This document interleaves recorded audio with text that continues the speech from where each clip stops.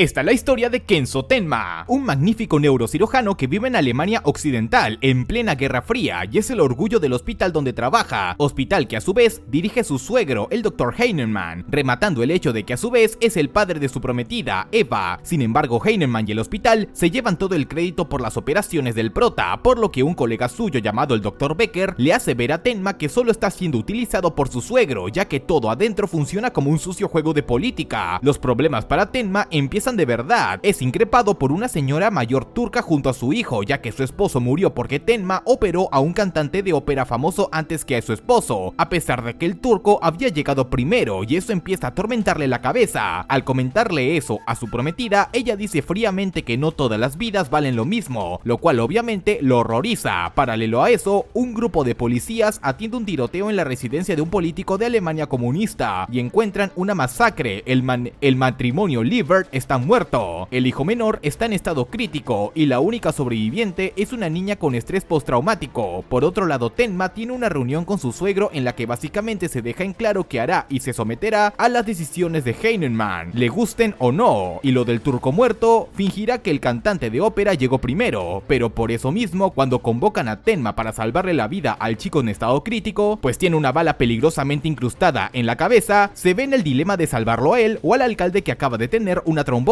Su suegro le ordena operar al político, sin embargo al último momento el prota decide salvar al niño para no cometer el mismo error dos veces. Lo tétrico es que la hermanita del chico solo susurra que lo mate. La cirugía es jodidamente dura, pero Tenma logra sacarle la bala de la cabeza sin afectar la arteria cerebral, pero el alcalde murió y a partir de entonces empiezan las desgracias. La muerte del alcalde lo atormenta mentalmente y por desobedecer una orden directa del director, Tenma es retirado de su cargo y encima Heinemann se encargará de que toda su carrera haya terminado. Además, la víbora de su propia prometida lo abandona y se va con el neurocirujano que lo reemplazará. Su único consuelo es el chico que está recuperándose, pero ahora su vida entera está acabada. Mientras está junto al chico, desea que los que se aprovechan de todo este asunto estén muertos. Por otro lado, la policía intenta averiguar qué pasó la noche del ataque, pero la hermanita está catatónica y Tenma no aprueba que los hermanos se encuentren hasta que ambos estén bien. Sin embargo, Heinemann quiere aprovechar el hecho de que el chico está recuperándose para aumentar la reputación del hospital, así que junto al nuevo neurocirujano y otro doctor más, fuerzan una foto entre los mellizos, pero apenas ella lo ve, la chica grita del horror, lo cual enfurece al prota. Sin nada que perder, cae en el alcoholismo, solo para enterarse que al poco tiempo, todos los que forzaron la foto están muertos. Además, los mellizos desaparecieron. Tenma se encarga de que el hospital funcione correctamente a pesar del alboroto, y cuando llega el funeral de su ex suegro, conoce al sombrío inspector Lund, el cual siempre mueve rápidamente sus dedos como si escribiera en una computadora al momento de recopilar información. Rápidamente se interesa en el prota, le cuenta que las autopsias de los fallecidos responden al envenenamiento, ya que se comieron unos caramelos enviados como regalo al niño por el público, pero estos estaban cuidadosamente llenos de relajantes musculares que los lleva a la muerte. Tenma no sabe cómo pudo pasar esto, pero aún así, Lunch no le quita la mirada de encima. Irónicamente, todo empieza a mejorar para Tenma. Al no haber reemplazos, es ascendido a jefe de cirugía, es recontratado y Eva le pide volver al plan de casarse, pero por supuesto el prota rechaza a esa hija de remil fruta. Mientras tanto, todo el misterio se pausa. Pasan 6 años, ahora es 1995, el muro de Berlín cayó y las Alemanias fueron reunificadas, pero eso ha conllevado un aumento de la criminalidad. Lunch investiga unos asesinatos de parejas sin hijos que llevan ocurriendo en la zona y sospechan que las cerraduras fueron abiertas por un criminal conocido como el Cerrajero. Sin embargo, no es famoso por ser un asesino, así que sospecha que no actúa solo. Por su lado, el Dr. Tenma ha ganado reputación gracias a su talento, pero sobre todo por anteponer su trabajo y vocación como médico ante todo, descuidando incluso su vida personal. Pero pronto ocurre algo. Una noche el cerrajero es atropellado por accidente mientras huía de alguien o algo, así que es deber de Tenma salvarle la vida. Es entonces cuando vuelve a encontrarse con Lunch. Solo ha habido un caso que él no ha podido resolver, y es encontrar al asesino del director Heinemann, y como el más beneficiado fue Tenma, sospecha casi abiertamente que fue él. La cirugía sale bien y el cerrajero despierta solo para balbucear algo sobre un monstruo. Lunch hace lo posible para interrogarlo, pero el tipo tiene traumas de Vietnam, por lo que Tenma, como es un humanista, detiene el interrogatorio y en cambio intenta hablar con él calmadamente. Tenma le muestra al convicto que la vida es algo que hay que valorar mucho y le cuenta de la cirugía del niño de hace 6 años, lo cual cambió su vida para siempre. El cerrajero se abre y le confiesa que empezó a forzar cerraduras cuando se enamoró de un reloj de cascanuez. Aunque logró abrir la puerta del lugar, nunca logró conseguirlo y desde entonces su trabajo fue ser un cerrajero verdadero criminal. El doctor lo insta a confesarle todo a la policía y empezar desde cero. Luego de eso, Tenma se dirige hacia una cita con una mujer muy atractiva, cuando de pronto vio un reloj igual al del cerrajero, así que planeaba obsequiárselo. Al mismo tiempo, el cerrajero intentó confesarle todo al oficial que lo vigilaba, pero un caramelo le había arrebatado la vida, por lo que el convicto huyó del hospital. Tenma llega hasta allá para darle el obsequio, pero se da cuenta de lo ocurrido, así que empieza a perseguir al cerrajero, hasta que lo encuentra a punto de morir a manos del monstruo, quien resulta ser ni más ni menos que el niño de hace 6 años, quien tampoco valora la vida humana, excepto la del doctor, que le permitió vivir para matar. Fue él quien contrató a un total de 3 criminales para cometer los asesinatos a cambio de dinero, pero solo les pagó con muerte, y es el turno del cerrajero. Sin poder hacer nada, el prota solo ve como un chico que supuestamente se llamaba Johan Liebert se convierte en un asesino, y uno muy papucho. Johan desaparece, y gracias a esto, Lunch puso su mirada fija en el doctor. Ahora pasamos a una chica llamada Nina, que estudia Derecho en una universidad en Heidelberg. Es brillante, linda, y vive con sus amorosos padres, pero recurrentemente va a un psicólogo, pues dice tener pesadillas sobre algo en su pasado que no recuerda. De pronto recibe un messenger en el que un extraño dice que quiere verla acostada sobre las flores. Al principio creyó que era una broma de un compañero enamorado de ella, pero no es así. Aún sin saber quién era el remitente misterioso, la chica tiene un ataque de pánico durante una clase en la que debían analizar un asesinato de una familia entera. No sabe por qué le afectó tanto, más aún sabiendo que tiene amnesia sobre su vida desde los 10 años. Pronto el remitente misterioso programa un encuentro con ella, pero cuando supuestamente lo vería, solo se encontró con un tipo promedio. El problema es que había un sujeto guapo al fondo, y al verlo, Nina se desmaya. Paralelo a eso, Tenma rastrea los orígenes del tal Johan hasta la casa de un anciano solitario y ciego que fue un soldado alemán en la Segunda Guerra Mundial. Le dijo que el chico tuvo padres adoptivos por un año, apareció de la nada en el 87, se fue en el 88, pero en muy poco tiempo aprendió varios idiomas debido a su inteligencia. Lo escabroso es que siempre le gustaba oír historias de guerra, siendo el miedo lo único que lo fascinaba. Lo peor es que tenía una hermana menor, y dijo que iría por ella cuando cumpliese los 20. Luego de eso, el profesor se dirigió a Heidelberg, donde acudió a un periódico local. Allí conoció al fumón y gruñón periodista Mülter, el cual no creyó nada de su historia, pero aún así permitió a Tenma buscar artículos relacionados al caso de la desaparición de Johan cuando se escapó de casa de sus padres adoptivos. Nina, por otro lado, descubrió que el tipo que acababa de conocer no era nadie fuera de lo normal, pero tampoco era el remitente de esos correos extraños. Quien más le preocupa era el tipo del fondo, ya que le pareció muy familiar, y aunque su psicólogo sospecha de quién pueda ser, solo le dice que trate de no pensar en ello. En cuanto a Tenma, pasó toda la noche buscando hasta el otro día. Incluso el mismo periodista lo ayudó. Supo en ese momento que era un obsesivo por el trabajo, razón por la cual su familia lo abandonó, a pesar de que lo amaban. Aunque finge que no le importa, el periodista se replanta a dejar de fumar para recuperar a su esposa, demostrando que no es un mal sujeto. Ahora bien, Tenma halló un artículo de un niño desaparecido que tenía cierta hermana, y el artículo tiene una dirección en específica. Pero no solo eso, ya que Mülter descubrió que ese mismo día es el cumpleaños número 20 de la hermana, y si es cierto de que irá a buscarla, será ese mismo día. Así que ambos se apresuran hasta la dirección del artículo, hasta encontrarse con los padres adoptivos de la chica. Sin embargo, ella salió a encontrarse con unos amigos en un castillo antiguo, por lo que creyendo que ella está en peligro, Tenma deja al periodista con los señores mientras va a buscarla. Dato adicional, alguien cortó la línea telefónica. Nina, por su parte, había sido citada en ese castillo por el remitente desconocido, y esperando hallar información sobre su pasado, asistió a la cita, pero se encontró con un malandro cualquiera que había recibido órdenes de mantenerla a ella ahí hasta que él llegara. Por suerte, Tenma aparece y la salva, esposando al criminal con su corbata. El doctor y la chica se largan de allí, sin saber que el criminal fue casi inmediatamente asesinado por el monstruo. Pero al volver a casa de ella, sus padres y Mülter estaban muertos. Tenma no logra salvar a nadie, ni siquiera al periodista que buscaba cambiar para mejor, así que decide largarse con Anna, pero unos detectives llegan diciendo que recibieron una llamada y se los llevan a la estación de policía, pero por alguna razón toman rumbo afuera de la ciudad. Entonces Tenma se da cuenta de dos cosas: si las líneas estaban cortadas, nadie pudo haber hecho una llamada, y aparte, uno de los detectives tiene sangre en su abrigo, puede ser que ni siquiera sea detective. Sin embargo, un control de polis normales los detiene, y de hecho, los detectives son reconocidos por los polis del control como oficiales auténticos. Tenma no sabe qué pensar, se pone nervioso y sale a tomar aire. Entonces uno de los detectives le pregunta: ¿está todo bien, doctor Tenma? Y él responde: nunca les dije que era doctor. Los hombres se abalanzan sobre él, pero el prota y la chica escapan hasta terminar en una cabaña abandonada. Luego de pasar la noche y comer algo, empiezan a hallarle sentido a todo. Ella ahora recuerda a su antiguo hermano, Johan, y entiende que sus padres en realidad eran adoptivos. Además, su verdadero nombre en teoría es Ana, así que la llamaron así. Ella cuenta que primero vivieron con sus tíos, pero él fríamente los mató, y pasó lo mismo con cada quien que los adoptaba, ocurriendo lo mismo con el matrimonio Livbard. Esa noche, el niño los mató con el arma, y la chica, al ver que Johan era un monstruo, trató de asesinarlo, pero desgraciadamente Tenma lo salvó. Por ahora el doctor solo le dice a la chica que espere allí, pues buscará ayuda. Aunque Tenma acude a la policía, descubre que la prensa tiene un alta estima a los detectives corruptos que Johan contrató, por lo que decide no hacer nada. Al mismo tiempo, Lunch empieza a investigar el caso de la muerte del criminal de Pocamonte en el castillo, y pronto se encuentra con cierta corbata, sospechando que eso tiene nexos con el caso de los ancianos y el periodista asesinado, empezando a atar los cabos sueltos. Ana, por su parte, se fue sin el doctor. Le dijo que en parte entendía que su deber era salvar vidas, así que no lo culpa por haber evitado la muerte de Johan, pero aún así, Tenma se siente culpable. No obstante, prosigue con su vida. Aunque seguía siendo un brillante neurocirujano, ya no era el mismo de antes. Quien tampoco fue la misma es Eva, quien después de la muerte de su padre y la ruptura con Tenma, cayó en el alcoholismo y vive de los divorcios de sus maridos. Piensa por momentos proponerle a Tenma volver, pero no se anima, hasta que Lunch llega a su mansión y le empieza a interrogar sobre la corbata, ya que es una edición limitada proveniente de una prestigiosa tienda que por casualidad tiene registrado el nombre de ella entre sus clientes. Lunch está seguro de que esta corbata es un nexo entre Tenma y el asesinato del castillo, pero Eva finge demencia, diciendo que pudo habérsela comprado a cualquiera de los hombres con los que estuvo, pero en realidad sabe que le pertenece a Tenma. Apenas Lunch se va, Eva fuerza un reencuentro con él, pero el doctor ahora mismo no quiere saber nada de ella. La mujer se enfurece y amenaza con volcar las sospechas de la policía sobre él, pero a Tenma ya no le importa. Eva cumple su promesa, y en nada Lunch ordena detenerlo como sospechoso de lo ocurrido en el castillo. Por desgracia, para cuando llegan al hospital, él ya había renunciado y huido. 5 meses después, sigue siendo un fugitivo y se dirige hacia la ciudad de Fjerden, siguiendo el rastro de los asesinatos de Johan, de los cuales él es inculpado. Lunch de pronto se encuentra interrogando a un mercenario profesional que estuvo en 1001 conflictos y al cual el prota le pidió entrenamiento militar durante 5 meses fugitivos. Los ejercicios iniciaron de inmediato, pero lo curioso es que el mercenario vivía solo en una cabaña con una niña asiática. Al ahondar sobre esto, Tenma descubrió que el mercenario había desvivido a su madre durante el conflicto de Birmania. Si no hubiera jalado el gatillo, no estaría allí con vida. Desde que lo acogió, jamás ha sonreído y solo mira con profunda frialdad. El tema de una madre ronda cerca gracias a las aves de pinzón. Un día, después de que el prota aprendiese a disparar 2 veces para asegurar la supervivencia, la niña y Tenma hallan una cría de pinzón que se cayó de su nido. Tenma la convence de devolverlo con su madre para que puedan vivir juntos, y luego de reunirlos de nuevo, fue la primera vez que la niña sonrió. Tenma termina el entrenamiento de 5 meses, paga las clases y antes de irse prepara una cena japonesa con el mercenario, el cual le cuenta que nunca había visto a la niña reír. No mucho tiempo después, Lunch lo sometió al interrogatorio, y aunque le preguntó hacia dónde se dirigía Tenma, el mercenario prefirió guardar silencio. Todo gracias a que forzó una buena relación entre él y la niña. En una mansión cercana ocurrieron otros asesinatos, entre ellos la de un concejal. Un ladroncillo llamado Hakel se encuentra con el prota allí dentro mientras buscaba algo de valor. Tenma esperaba poder encontrarse con Johan, pero en cambio conoce a Hakel, quien puede darle información valiosa de lo que ocurrió en esta mansión si acepta cooperar. El ladrón fue testigo del asesinato del concejal y lo guía hasta el edificio hacia donde escapó el asesino. En lugar de hallar a Johan, Tenma encuentra a un tipo deprimido fuertemente manipulado por Johan para que hiciera el trabajo sucio después de entablar una fugaz amistad con él. Les dice la ubicación de una caja fuerte con dinero en la mansión del concejal, pero también le revela al doctor que Johan le dejó un mensaje allí dentro. Acto seguido se quita la vida sin decir nada más. En la mansión hallan el dinero, pero también Tenma se da cuenta de que Johan está jugando con él, pues escribió: "Mírame cómo crece el monstruo en mi interior". Para poder seguir escapando de la policía, Tenma necesita dinero, así que Hakel lo mete a un trabajo sucio, donde debe salvarle la vida a un terrorista de la Alemania comunista, que acaba de matar a una docena de personas, razón por la cual Tenma se niega a salvarlo. Sin embargo, el moribundo dice que en realidad eran políticos que usurparon sus tierras luego de la caída del muro, y para él se lo tenían merecido. Tenma no está de acuerdo, pero aún así lo salva y se lo lleva por las malas hacia un hospital. Desgraciadamente, por un error de Hakel, los policías le siguieron la pista hasta casi atrapar al prota, de no ser porque el terrorista decide entregarse para que no atrapen al doctor. Tenma le revela que la razón por la que al final lo ayudó es porque a pesar de ser un asesino, sigue siendo un humano, y todo humano tiene derecho a la salud. Tenma se traslada a Berlín para investigar más acerca del hogar de los Liebert, y por lo tanto desea rastrear los orígenes de Johan. Esa noche murió el señor Liebert, un secretario de comercio el cual huyó del comunismo poco antes de que cayera y en el muro. Investigando, Tenma descubre que Johan fue adoptado por el secretario en el orfanato Kinderheim, el cual actualmente está abandonado. Una vieja le da la dirección de un hombre que antes trabajaba allí, y en camino hasta allá, Tenma se encuentra con un niño mal encarado. Él le trata las heridas y aunque el chico se ve agradecido, decide marcharse. Al llegar a la dirección, Tenma se presenta como periodista independiente y conoce a un tal Hartman, quien dice ser el tutor de muchos niños que vivían en Kinderheim después de la caída del muro. Cuenta que los orfanatos especiales como ese eran terribles centros del gobierno socialista para tratar inhumanamente a hijos de desertores o traidores. Johan y su hermana fueron llevados a orfanatos diferentes y el chico llevó a cabo una revolución en Kinderheim. Cuando iba a contar lo más importante, el mismo niño de antes aparece y está bajo el cuidado de Hartman. El hombre parece ser cariñoso, diciendo que algo muy importante para los niños son sus sueños, y el de Dieter es tener un balón de fútbol. Por eso mismo, cuando Tenma pasa por una tienda y ve un balón, lo compra para llevárselo, pero lo encuentra con el brazo roto y muchos moretones en el cuerpo. Según Hartman, fue un accidente, pero al sospechar el maltrato, Tenma intenta llevárselo. Para eso tuvo que amenazar a Hartman, ya que rápidamente lo identificó como el doctor fugitivo de las noticias. El hombre le lavó el cerebro al niño para hacerle creer que el mundo es un lugar terrible. Por serte el prota, le da esperanzas. Luego de dejarlo en un hospital, se dirige hacia otro orfanato donde Ana fue enviada cuando lo separaron de su hermano. Allí conoce a la encargada, una mujer dura pero auténtica, amorosa con los niños, y le cuenta que los orfanatos especiales como Kinderheim eran laboratorios experimentales del gobierno comunista. Ella cuenta que los mellizos fueron hallados solos en la frontera checoslovaca, siendo llevados a orfanatos separados. Ahora bien, el plan del gobierno era crear los soldados perfectos con sangre fría, pero cuando el director del lugar murió en circunstancias misteriosas, hubo conflictos entre los altos mandos. Al final, un psicólogo llamado Hartman terminó siendo el encargado de los niños, y luego ocurrió el gran desastre. Todos se mataron entre ellos, incluyendo encargados y niños. Hartman terminó buscando y llevándose a Dieter por la fuerza. De esto se entera Tenma cuando va a recogerlo de nuevo, y cuando se dirige hacia la residencia de Hartman, no halla a nadie. Hurgando en sus cosas, halla fotos de él en la época del orfanato, y además una de un hombre extraño junto a Johan. Tenma decidió volver a los restos del orfanato y los encuentra a ambos. Ahí es cuando Hartman revela todo lo que pasó. Johan fue la mente maestra que causó que las 50 personas que estaban en el orfanato se mataran entre ellas usando el odio como combustible, mientras se sentó a observar desde lo alto. Ahora bien, es cierto que el lugar era un laboratorio, pero a pesar de su finalidad, Johan era excepcional por méritos propios, y la razón por la que Hartman maltrataba a Dieter, su propio hijo biológico, era porque deseaba hacerlo tan fuerte como el mismo Johan. Tenma desea rescatarlo, pero Hartman no dejará que se lo lleve. Sin embargo, el mismo Dieter decide abandonar a Hartman, haciendo que este colapse emocionalmente. A pesar de que Tenma le dice que se vaya hasta el orfanato donde tuvieron a su hermana, él no desea separarse del prota. En un pueblo rural, un borracho es atropellado y llevado de emergencia al consultorio de un doctor local llamado Schumann. Alguien misterioso acompañado por un niño le salvó la vida al borracho con técnicas impecables y aparte pagó sus tratamientos. Rastreando al responsable, Schumann halla a Tenma en un café y le reclama por haber hecho su trabajo creyendo que le cobraría el borracho. El médico es buena persona, pero es algo gruñón. Pronto aparece un policía conocido de Schumann, y por su comportamiento, el doctor se da cuenta de que Tenma tiene problemas con la ley, así que resguarda su identidad. Pasa que el policía tiene una madre enferma, pero él no le presta mucha atención, y aparte la doña es muy terca para dejarse chequear por Schumann. Como agradecimiento por salvarlo del policía, el doctor le pide a Tenma que trate a varios pueblerinos, ya que no logra dar abasto porque es el único médico allí. Ahora es cuando toca revisar a la madre del policía, el cual acaba de darse cuenta de la identidad de Tenma por un aviso en el periódico. La vieja no deja a los doctores entrar a su casa porque Schumann es muy obstinado, pero Tenma le da un discurso sincero para que confíe en ellos. Luego de revisarla rápido, Tenma sospecha que la señora puede tener un aneurisma debido a desmayos recientes. De pronto la señora colapsa y la única opción de salvarla es operarla allí mismo. El hijo policía aparece en plena operación e intenta rezar a Tenma, pero Schumann lo echa a patadas del quirófano. Para alivio de Schumann, todo sale bien, ya que él está enamorado de la señora, aparte de que perdió a su antigua esposa en el pasado por no prestarle atención. Al final lo dejan irse libre, y aunque Schumann le ofrece quedarse en el pueblo para salvar vidas, Tenma necesita arrebatar una. Ahora volviendo con Lunch, este se mete de lleno en solucionar todos los casos que se le presentan, incluso uno en el que una prostituta es asesinada y el máximo sospechoso es un diputado. Por ser un obsesivo con su trabajo, su familia se rompe, su hija embarazada se marcha y su esposa se va con su amante, pero a él no le importa. En cuanto al caso, el secretario del diputado iba a confesar la culpabilidad del diputado, pero es suicidado de repente por haber investigado más de la cuenta, tocándole el culo a los sucios políticos. Prácticamente se queda sin más casos, excepto uno, el de Eva y Tenma. Ella solo ha estado bebiendo y acostándose con hombres para no sentirse sola, mientras que le insiste a Lunch lunch para que atrape a Tenma, pero él ignora todo porque siente que lo único que le queda a la policía es atraparlo. Es una doble personalidad del prota, que a su vez es una excusa para desviarlo de la culpa. Al quedarse sin hombres, Eva ilusiona a su humilde jardinero llevándolo a cenar y acostándose con él, y el muy tonto piensa que ella se está enamorando de él, tanto así que piensa invitarla a cenar por Navidad junto a su hija, ya que su verdadera esposa se fue con otro hombre. Sin embargo, Eva termina escupiendo que solo lo utilizó, mientras que el jardinero le hace ver que en realidad ella realmente ama a Tenma y está sola. No obstante, al darse cuenta de que en serio es una solitaria de mierda, intenta asistir a la cena con el jardinero, solo para ver que acaba de volver con su esposa. Llena de ira, Eva quema su mansión y el jardín entero. Cuando no tiene nada más, le roga a Lunch para que vuelva al caso de Tenma, y este acepta. Por otro lado, Anna ha ido todas las noches a un bar llamado Candy, porque quiere hablar con un tal Bebé, y Tenma por su parte se reencontró con uno de los detectives que mató a los padres adoptivos de Anna, pero que ahora es drogadicto. Bajo amenaza, le confiesa a Tenma que recibió ayuda de una organización liderada por un tal Bebé, y el mismo detective le indicó cómo hallarlo. Anna al final lo conoce, y es un tipo desagradable que lidera una organización neonazi en un barrio dominado por migrantes turcos. Bebé piensa que Johan es clave como Perú, pero para un plan más siniestro, fundar Perú 2.0. Mientras tanto, Anna se queda en su hotel bar, junto con un tal profesor Goderitz, el cual junto a un tal general Wolf y Bebé fundaron esa organización Nancy. Tenma por su lado halla el bar, y gracias a una dama de la noche se entera de que Anna está allí, pero cuando va a rescatarla es secuestrado por Bebé. Anna y él se enteran del siguiente plan de los Nancy's, ella por una prostituta turca secuestrada que se comunica con ella por el drenaje, y él porque se lo dicen directamente. Van a quemar el barrio entero para eliminar a todos los noarios. Paralelo a eso, Haeckel cuida de Dieter y tiene una subtrama en la que necesitan dinero para comer, y Haeckel planea robar una valiosa alfombra turca, pero Dieter se niega a participar en esto. La turca secuestrada desea que Anna la ayude porque salvando su barrio también salvará a su pequeño hijo de morir, hijo que por cierto cayó en manos de su única amiga, la misma dama de la noche que ayudó a Tenma. Por azares del destino, Dieter conoce a la cariño turca y se entera de que Tenma está dentro de ese bar, y el chico valientemente va a rescatarlo. Obviamente termina capturado junto a él. Inesperadamente, unos hombres que respondían a un tal general Wolf rescataron al chico y al mismo Tenma, pues el general desea ver al doctor. Anna también escapa por sus propios medios para tratar de rescatar a la putiturca secuestrada, pero no solo haya que los hombres del profesor Goderitz la asesinaron, sino que el mismo profesor y sus secuaces también están moridos. Todo desemboca en que Tenma conoce al general, mientras que Dieter intenta avisar a todos en el barrio antes de que los Nancy's ejecuten su plan de quemarlo todo. El general había sido uno de los 4 fundadores de la organización Nancy. El plan inicial era intentar que Johan fuera el nuevo pintor austriaco, pero el general se dio cuenta de que esto era estúpido. Al darse cuenta de que es un monstruo, empezó a tenerle miedo, haciendo que envejeciera rápidamente. Razones no le faltaban, pues fue Johan quien asesinó a Goderitz y a sus hombres silenciosamente anoche. Incluso estuvo dentro de la misma casa de Wolf, dejándole a Tenma una citación en el almacén, e hizo lo mismo que Anna. Wolf solo quiere una cosa, que Tenma lo mate. Paralelamente, unos neonazis capturaron a Haeckel y a Dieter cuando oyeron que el ladrón quería robar la alfombra valiosa. Tenma, en lugar de buscar a Johan, decide volver al barrio turco para frustrar el atentado, y se reúne con la dama. Ambos van a pedirle ayuda a los jefes del barrio, los cuales al principio no se tomaron en serio las amenazas del incendio. Luego de un poco de insistencias, son convencidos y aceptan ayudar. Bebé lleva a Anna a cenar en un restaurante de gran altura para ver todo arder, y el plan era hacer varios focos de incendios pequeños como distracción para ocultar el verdadero epicentro. Anna interroga al fenómeno sobre qué barrio va a incendiar próximamente. Bebé confiesa el barrio y se dirige hacia allá, donde justamente halla a Dieter y a Haeckel a punto de morir. Luego de salvarlos, Haeckel dice que el verdadero epicentro debe ser un almacén de químicos cercano. Por cuestiones de la vida, tanto Tenma como Dieter, Anna y Haeckel convergen allá, justamente donde un ario estaba a punto de generar un mega incendio. Usando la alfombra valiosa que Haeckel había conseguido robar usando el caos del fuego como distracción, Dieter logra evitar el incendio. Pero ahora se viene algo peor, y es que Anna le revela a Tenma que Johan supuestamente tiene doble personalidad, y su parte buena está luchando contra su versión malvada. Luego del incidente con los Nancy's, Anna es sometida a interrogatorios policiales para lograr salir sin ningún problema. Termina volviendo a reencontrarse con el señor Rosso, un migrante italiano muy gentil que ella había conocido hace tiempo, el cual le dio trabajo como camarera en su estereotípico restaurante. Dato interesante, él siempre bebe café con 5 cucharadas de azúcar. El tiempo que pasaron juntos se hicieron muy amigos, y ella vivió una vida tranquila, por lo que retoman su convivencia. Sin embargo, ella en su tiempo libre va en secreto a practicar tiro, pues quiere prepararse para enfrentar a Johan, pero debido a los traumas pasados, le cuesta mucho siquiera empuñar un arma. Ahora bien, el señor llora cuando ve películas, cosas, aunque no es porque sea pussy, y es que él también tiene un pasado oscuro y de hecho ambos se conocen más de lo que parece. Él es un ex asesino a sueldo del que ella aprendió en la facultad y mientras estuvo peleando contra los nazis, él investigó todo sobre ella. Pasa que se retiró de ese trabajo cuando una vez su objetivo puso 5 cucharadas de azúcar en un café. Por alguna razón sintió el sabor en su boca y desde ese día no volvió a matar. Ahora es cuando ambos vuelven a separarse porque ella quiere cumplir con su deber. Como último consejo, él le dice que es fácil matar, solo debe olvidar el sabor del azúcar. Pasamos ahora a un psicoanalista Rudy, quien está analizando a un asesino serial arrestado llamado Jürgens, cuyas víctimas siempre fueron mujeres jóvenes, excepto por la última que tenía 56 años. Pasa que también fue compañero de la facultad de Tenma, pero antes de que el japonés llegara, Rudy era el número 1 en todo, y esto le provocó envidia. En un examen importantísimo, Rudy se estaba copiando, pero Tenma se dio cuenta y según Rudy, el japonés lo miró con desprecio. Desde entonces lo odió, pero ahora Tenma acude a él para contarle todo sobre Johan y su supuesta doble personalidad. Según acepta ayudarlo, pero en realidad hizo dos cosas: usar la información de Johan para estudiar mejor a Jürgens y luego delatar a Tenma con la policía. Sin embargo, pasa que Jürgens sabe más que Johan y manda a psicoanalistas a que vaya al sótano del hogar de la anciana que mató. Allí se da cuenta de que ella fue una madre adoptiva de Johan en el pasado. Uniendo las piezas, se da cuenta de que Johan sí existe, no es una doble personalidad de Tenma, y el monstruo manipuló a Jürgens para que eliminara a la mujer que lo acogió cuando era niño. Al enterarse de que Tenma no mentía, lo salvó de una trampa policial que él mismo le había plantado y añadió el factor de que es posible que Johan busque borrar su pasado asesinando a las personas que lo adoptaron alguna vez. Antes de dejarlo huir, Tenma le confiesa que nunca lo despreció. En cambio, él también estaba confiando en ese examen, por lo que ese complejo de inferioridad de Rudy fue inútil. Luego de eso, Tenma y Dieter, que aparece y desaparece según la trama, vagan por una carretera rumbo a Bayern, cuando son recogidos por dos ingleses en medio del camino. Se comunican con inglés y Tenma se pone nervioso al enterarse de que el señor era policía detectivesco que puede reconocer a un culpable cuando lo ve. Cuando no conocen bien el camino, no supieron calcular la gasolina que necesitaban y acabaron varados en medio de la nada, hasta que un camionero apareció, pero solo podía llevar a dos. Tenma y Dieter acabaron subiendo, prometiendo que traerían gasolina, pero las horas pasaron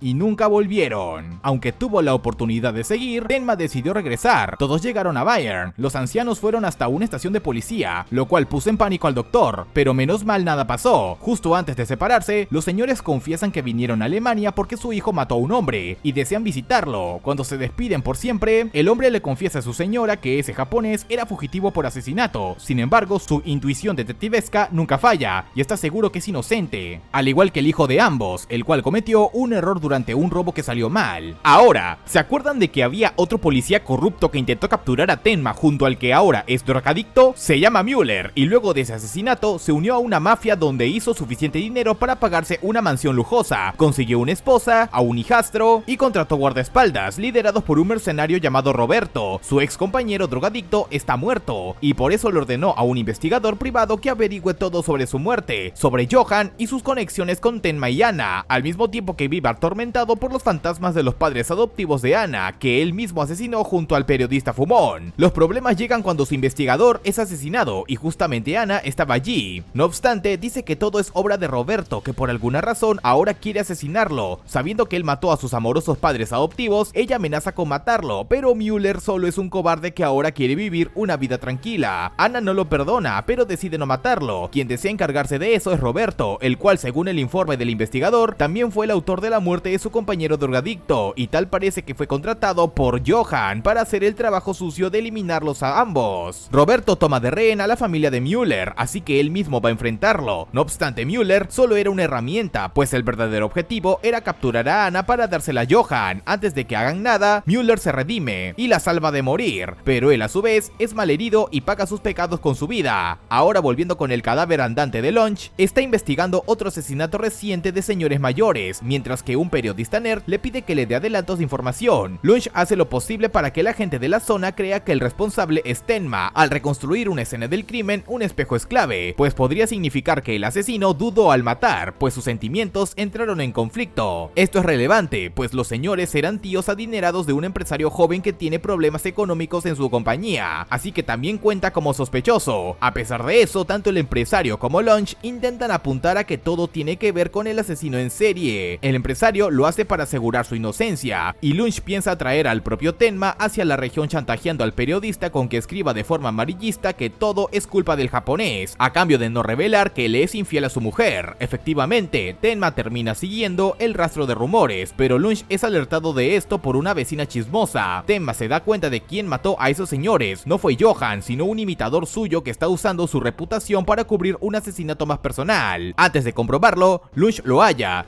y está a punto de atraparlo, de no ser porque el empresario admite su culpabilidad y por desesperación apuñala a Lunch. El único que podía salvarle la vida en este aprieto era Tenma, y obviamente lo hizo, y aunque le dejó en claro a Lunch su inocencia, aún así el inspector no le cree. Si alguna vez creen que han caído bajo, acuérdense de Eva, quien terminó en prisión porque dormía como una indigente ebria en la calle, y está tan desesperada por cigarros que terminó intentando fumarse un cigarro del suelo. Por ser una muerta de hambre, le echan de la habitación que alquilaba, pero el mayor problema no es ese, sino que perdió un bolso secundario, donde guardaba algo importante, y ha caído tan bajo que ni sus antiguos lamebotas quieren pagarle por una noche con ella. Aparte, es una alcohólica sin remedio. Pero entonces aparece un tipo con su bolso, se llama Roberto, y supuestamente se conocieron anoche. La invita a cenar, le dice un par de palabras bonitas, y este se entera de que eso que era importante dentro de su bolso era un álbum de fotos. Hay algunas de Tenma, pero cuando parecía que ambos iban a tener su chiquitingo, haciéndola creer que él había caído a sus pies, Roberto la golpea y le exige que le dé unas fotos faltantes que pertenecen a Johan. Sucede que ella lo conoció en el 95 en Düsseldorf, cuando Tenma se desvió de una cita para comprarle un reloj al cerrajero. Eva aún lo amaba, pero a su vez lo odiaba por abandonarla, así que acudió a la cita en su lugar para arruinarle la noche a la chica. Luego de eso, Tenma terminó viendo cómo Johan mató al cerrajero, pero por hacer el papel de acosadora, Eva también lo vio cuando se marchaba. Como no debía dejar cabos sueltos para que lo reconozcan, Roberto debe matar a Eva. Sin embargo, decide no hacerlo, ya que la necesita para llegar hasta Tenma, el cual por cierto acaba de salvarle la vida a un sindicalista de la mafia en una casona. Y este, junto a Dieter y Hackl, el jefe mafioso, cuenta una historia en la que hace unos años alguien apareció de la nada y creó una especie de banco clandestino ideal para lavar dinero, pero cuando todo parecía ir bien, los mismos mafiosos empezaron a matarse por plata. La mente maestra detrás de todo esto era un chico que parecía querer aprender cómo manejaban los adultos el dinero. Al escuchar esto, Tenma empieza a creer que se trata de Johan, y según los rumores, ahora está en Múnich. Sin embargo, no pueden pensar mucho en eso porque de pronto el guardaespaldas del sindicalista es asesinado. Quien lo mató fue Roberto, el cual fue hasta la casona con Eva para acabar con Tenma de una vez por todas. Pero al último momento, Eva lo traiciona, ya que en el fondo no quiere matarlo. Sin embargo, recibe un disparo en el muslo y está perdiendo mucha sangre. Dieter se ve entrometido en el tiroteo y trata de atraer al doctor hasta Eva para salvarla, mientras evitan que Roberto los mate, pero Eva está segura de que Tenma jamás la ayudará por todo lo que le hizo. Cuando parecía que moriría, para su sorpresa, su ex prometido la ayudó a pesar de todo. Aunque le salvó la vida, al poco tiempo se marchó sin ella. Pasamos a algo totalmente aparte. En Múnich, un muchacho llamado Karl tiene un trabajo de medio tiempo en el que debe leerle latín todos los martes a un viejo ricachón llamado Hans Schuckwald, aunque el viejo desprecia su trabajo. Karl estudia en la Universidad de Múnich, donde conoce a una chica llamada Lot, de la cual se hace amigo rápidamente porque ambos están interesados en la leyenda del viejo Schuckwald. Se le conoce como el vampiro de Baviera, porque sale cada tantas noches a un lugar desconocido. El tema es que Karl es huérfano y desea conocer a sus padres biológicos. Al investigar un poco, Lot se da cuenta de que Karl es hijo de una cariñosa checa llamada Margot Langer. Siguiéndole una noche, se dan cuenta de que asiste a un burdel nocturno para verse justamente con la tal Margot, por lo que eso significa que es su padre biológico. Sin embargo, la verdadera Margot está muerta, y a la que hallan es una impostora, a la que el mismo Schuckwald da dinero, pues siente culpa por haber abandonado a la auténtica Margot. El problema no es solo probar que Karl es su hijo, sino que hay otro joven diciendo públicamente lo mismo, y es un chico rubio misterioso que también le lee latín los jueves. Karl no quiere revelar que es el hijo del verdadero Schuckwald, pero al menos quiere conocer al tipo que se hace pasar por él, llamado Edward Farren. Sin embargo, cuando va a su hogar para verlo, está desvivido, aparentemente porque sentía culpa al haberse hecho pasar por Karl. Si creían que este rubio misterioso era Johan, pues error, pues Johan está vivo, es amigo de Lot y le lee los viernes a Schuckwald. Curiosamente, no usa un nombre falso, sino que se hace llamar Johan Lieber como antes. Por otro lado tenemos a Richard Brown, un exalcohólico, ahora investigador privado, quien tiene a cargo averiguar quién era el falso hijo de Schuckwald, por órdenes del viejo mismo. Al investigar la residencia de Farren, no halla nada fuera de lo normal, más que un libro con una frase subrayada en latín que traducida dice: "No puedo seguir mintiendo". Karl, por otro lado, se acerca más a Johan, pues este se presenta como un chico poético y sensible con el que podría confiar, tanto así que termina revelándole toda la historia de su vida. En cuanto al viejo, este se deprimió profundamente profundamente por la muerte de su falso hijo, ya que aunque el propio Richard le hace ver que era el mero impostor, aún así era lo más cercano que tenía a un hijo. No obstante, Richard sostiene que Farren no se automató, sino que puede que haya sido asesinado, por lo que cree que el mismo Sewell puede estar en peligro. Mientras tanto, Johan se hace pasar como estudiante de derecho con mucha preocupación por las leyes que amparan a los huérfanos. Así se gana la confianza de Carl y Locke. Johan dice que para que el viejo se recupere, deberían llevarlo a un lugar feliz. Para Carl es el tejado de la universidad, desde donde puede ver las luces de la ciudad encenderse, y para el viejo era un antiguo bosque con un hermoso lago. Sin permiso de su guardaespaldas, secuestran al viejo para llevarlo hacia allá, pero al llegar todo fue destruido para construir una fábrica. Aprovechando que el viejo está ciego, Johan manipula sus sentidos y lo convence de que todo sigue igual de hermoso que siempre, haciéndolo llorar de la emoción. En cuanto a Richard, logra averiguar que Edward Farren estuvo en el Chiqui Club, donde conoció a la falsa Margot Langer, solo que no estuvo solo, pues siempre iba acompañado de un muchacho rubio muy guapo que siempre hablaba por él. En cuanto a la vida personal del detective, no va bien, ya que su alcoholismo lo separó de su familia, pero esperó que su hija lo perdone y acepte verlo nuevamente. Cabe destacar que perdió su empleo en la policía debido a que mató a un sospechoso estando ebrio. Sin embargo, su psicólogo llamado Julius lo ha ayudado a permanecer sobrio, aunque cada vez es más difícil. Por ahora su investigación lo ha llevado a poner su atención sobre Carl, gracias a que fue él quien halló a Farren muerto. Sospecha de que sí puede ser el auténtico hijo del viejo, pero no puede confirmarlo. Las cosas empeoran para Richard cuando su hija dice que no quiere verlo. Había estado muy emocionado por recibir su mensaje, y esta decepción lo llevó a casi caer en la tentación del whisky. Sin embargo, se mantuvo fuerte. Ahora, volviendo a Carl, Johan intenta convencerlo de revelar que es el verdadero hijo de Sewell, pero en cambio, Carl siente celos, ya que al viejo le gustaría que fuera Johan su verdadero hijo. Lo peor es que su madre, cuando lo abandonó, le dijo que no esperase nada de su verdadero padre, pero a la vez le entregó la única cosa que el viejo le dio al nacer, una pata de conejo. Carl desea mostrársela, sin embargo, al no poder soportar más verlo, decide renunciar a su trabajo de lector. Al comunicárselo por teléfono, el viejo lo lamenta, ya que había mejorado muchísimo en su lectura de latín. Por última vez, le lee algo, provocando que las lágrimas estallen en Carl. Es entonces cuando la verdad sale a la luz, pues el viejo estaba a solo metros de él. Johan le cuenta al viejo la verdad sobre Carl, y la pata de conejo confirma que él es su hijo. Ahora es cuando empieza lo tétrico, porque ahora que Sewell ya averiguó quién es su hijo y no necesita de Richard, solo le queda superar el trauma del chico que asesinó en el pasado. Este era un asesino en serie, pero a pesar de eso, no comprende la razón por la que le disparó impulsivamente. El fantasma de ese chico lo acosa, mientras que se vuelca a investigar nuevamente una serie de casos que jamás pudo resolver, razón por la cual cayó en el alcoholismo anteriormente. Mientras reunía pistas e interrogaba a los familiares de las víctimas, pasaron tres cosas. Varias veces le ocurrieron accidentes que casi lo matan. También se encontró con el fantasma del chico que mató, y por fin entendió la razón por la que le disparó impulsivamente, porque sentía una maldad extrema proviniendo de él. La tercera cosa es que se entera de que cada muerte de los viejos casos sin resolver tenían un elemento en común. Todos eran amigos muy cercanos de Sewell, por lo que cada muerte aisló cada vez más al viejo. Incluso hay asesinatos en los que el principal sospechoso es un tal Dr. Tenma. Todo lo que iba descubriendo se lo contaba a Ridgway, su psicólogo, el cual casualmente fue profesor de Tenma y de Rudy en el pasado, por lo que luego de hablar un poco con Rudy sobre el caso de Jurgens, descubren un nombre clave: Johan. A partir de entonces, Richard le tiene un ojo encima a Johan, estudiante de derecho. Mientras tanto, intenta volver a reencontrarse con su hija esperando una segunda oportunidad. Ahora bien, en cuanto a la investigación, visita la casa del tal Johan y encuentra que su supuesta familia parece muy normal, e incluso tienen fotos suyas cuando era bebé. Sin embargo, luego de darse cuenta de que aunque crezca mucho, los bebés siempre tienen los mismos rasgos faciales, nota que este patrón no se cumple en las fotos del tal Johan bebé. Al investigar sus registros de nacimiento, todo parece normal, pero al enterarse de que hace tiempo todos los registros se quemaron en un incendio, logró descubrir que el Johan bebé auténtico murió hace mucho tiempo cuando solo tenía 2 años. La conclusión es que el Johan actual es un impostor. Viene lo extraño. Ridgway contacta a Rudy, quien le cuenta a su vez la historia de Tenma abogando por su inocencia, y como Jurgens también mencionó al tal Johan. Rudy le lleva una fotografía del estudiante para ver cómo reacciona, y no lo hace de otra manera que desviviéndose allí mismo, lo cual hace todo más aterrador, como si la simple presencia de Johan es suficiente motivo para salir de este mundo. Richard se queda congelado cuando por fin su hija acepta verle, pero justo después de hablar por teléfono con ella, Johan se aparece de la nada, y Richard se queda congelado. El rubio lo invita a tomar un trago, pues supuestamente quiere ayuda con un trabajo universitario. Aunque Richard se resiste a beber, el chico lo manipula mentalmente, haciendo que renazca la culpa por haber matado a aquel joven asesino y abusador en serie, haciéndolo pasar por un una pobre víctima menor de edad. Finalmente se lo lleva al techo de la universidad, donde ahora Richard siente un auténtico temor por Johan. Es entonces cuando el joven lo psicosea, haciéndole creer que nunca estuvo ebrio al momento de matar, y todo era una excusa para ejecutar al muchacho, habiéndolo convencido de que jamás había estado ebrio y que en cambio mató al asesino estando sobrio. Johan le ofrece un whisky. A la mañana siguiente,